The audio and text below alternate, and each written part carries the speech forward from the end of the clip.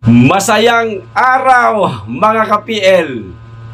Meron pong ganap ngayon sa mga 1980s original Marcos loyalist mga kababayan.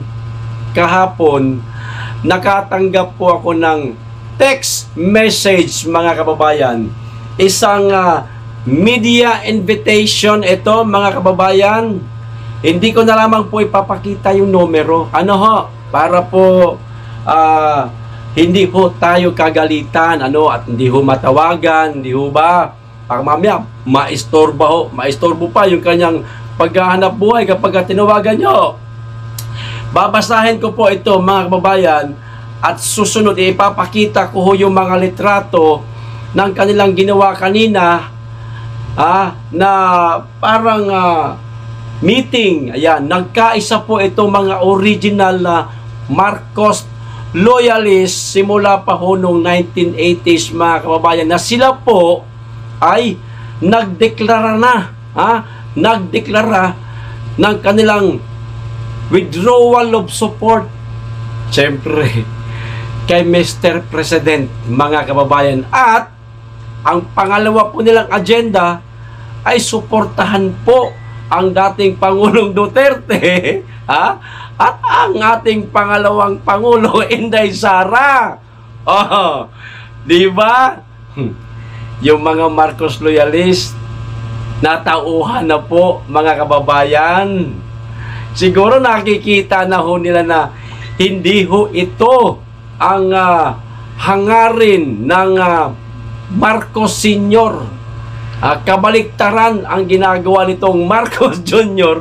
Kaya siguro naisipan nila mga kababayan, sige, mag-withdraw na lang tayo, suportahan na lang natin ang dating Pangulong Duterte at ang Inday Sara.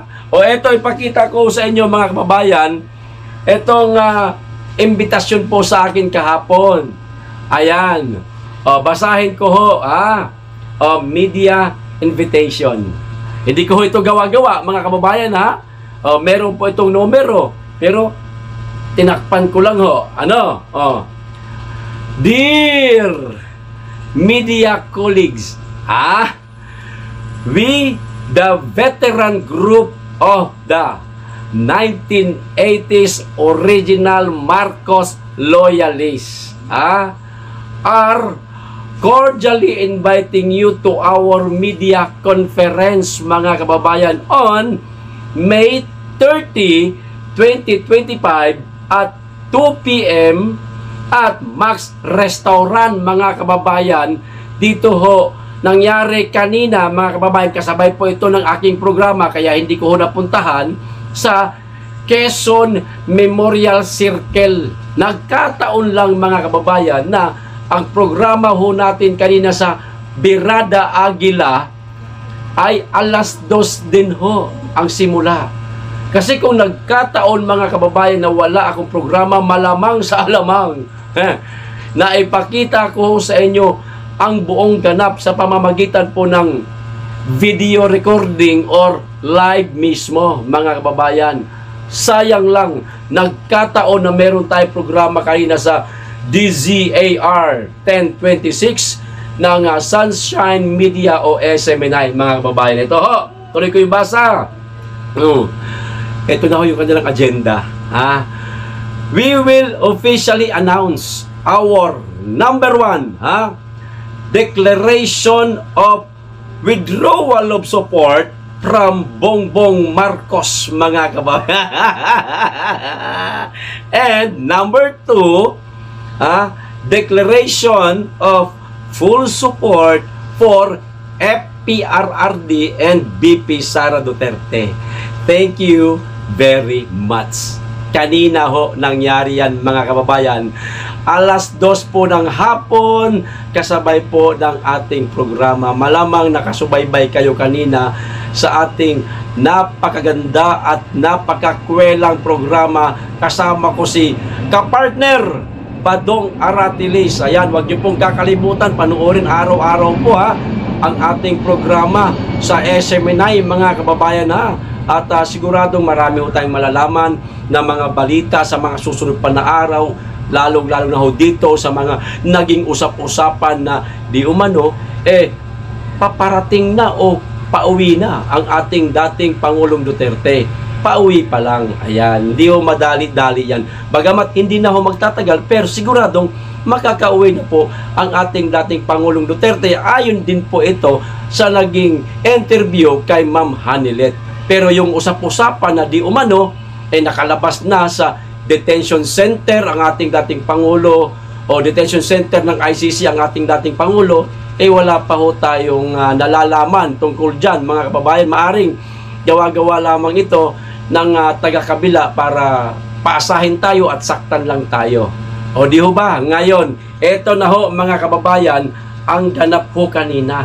Bagamat mga litrato lamang ho ito mga kababayan, pero ipapakita ko lang ho sa inyo. Litrato lang po ito, mula po ito sa pulso ng bayan mga kababayan.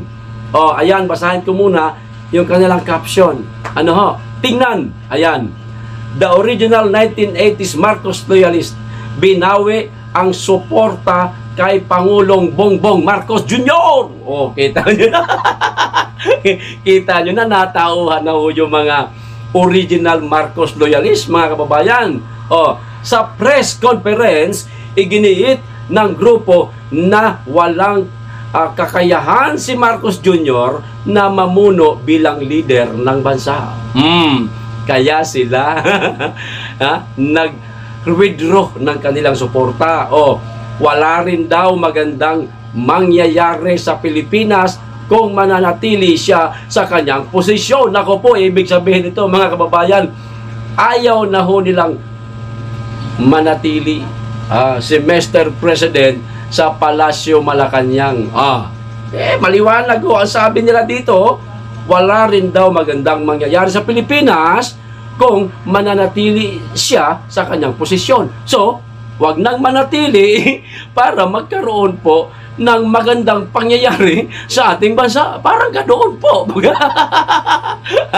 Mga kababayan. O eto po ang mga litrato na nakakakilabot, kakapanindig balahibo. Ayan, mahirap magtagalog. Bisaya kasi tayo O eto ho, hindi ako nagkakamali, 5 litrato lamang ho ito mga kababayan. Ipakita ko sa inyo isa-isa. Ayan ang una mga kababayan. O, ano ho nakalagay dito? O, binabawi ko ang boto ko. Kamay na kaganire, merong pula at hashtag BBM resign po ang kanilang panawagan mga kababayan. Itong 1980s Marcos loyalist nga. Original ito. Original ito. Okay, pangalawang litrato. Ayan. O, ganun pa rin po na yung naipakita natin kanina. Pero ang bit-bit na ho nilang tarpaulin, mga kababayan, bring him home. Patay. Tunay ngang nakasuporta na ho sila sa ating Tatay Digong. Saludo po kami sa inyo, mga 1980s Marcos loyalist o original Marcos loyalist. Salamat at nagising po kayo. Salamat at ngayon meron na po kaming kasama sa aming pakikibaka. Ayan para sa ating inang bayan. Pangatlong litrato, mga kababayan. Ay naku, ayan kita nyo na ipakita ko, the original 1980s Marcos loyalist. The declaration, media conference. Ayan declaration of withdrawal of support from Bongbong Marcos. Ayan. Tapos, inekis yung mukha ni Bongbong. Mga kababayan.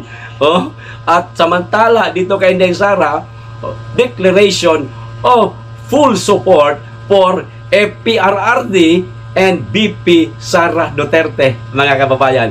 Kita niyo naman siguro, ang oras at ang lugar. Ayan, nasa baba. Hindi ko na lamang po babasahin. At meron pang ilang mga litrato ipapakita sa inyo. Sumunod. Ayan, ganun pa rin, M flag forever. Ano kaya ibig sabihin nitong M flag? Hindi ko maintindihan ito. Maharlika flag o ano ba? Basta ganun. BBM Sara. Ito yung tandem nung 2022. BBM Sara. National Luneta chapter, pero inekis na ho yung mukha, mga kababayan, ni Mr. President. Maliwanag, no ho, na ayaw na ho nila. O eto ho ang isa sa mga naging, ayan, ang naging tagapagsalita sa ginanap na press conference nga nila. Ano ho? O eto ho ang huli, ayan. Kita nyo naman, may mga edad na talaga sila, mga kababayan, ano? O talagang original nga ito na mga Marcos loyalist. O eto pa isa, ayan. Talagang napakaganda siguro nito kanina, ayan o. Nagsalita, hindi ko lang nakuha ng video kasi wala tayo dyan kanina eh. No? Napakaganda siguro nito. Sana kung meron man nakakuha nitong video nito, labas nyo na, mapanood po ng ating mga kababayan nang malaman nila kung ano po ang mga napag-usapan dito sa nasabing press conference na ito. Ayan, hanggang dyan lang po na mga litrato ang ipapakita ko sa inyo, mga kababayan, at marami-rami pa pala ito. Sa madaling salita, nagbigay lang po ko sa inyo ng pruweba na naganap nga ito kanina, na uulitin ko, ang mga original na mga Marcos loyalist simula pa ho nung 1980 ay nag-withdraw na po ng suporta kay Mr. President at sumuporta na po sa dating Pangulong Duterte at kay BP Inday Sara. O di bagay ayos?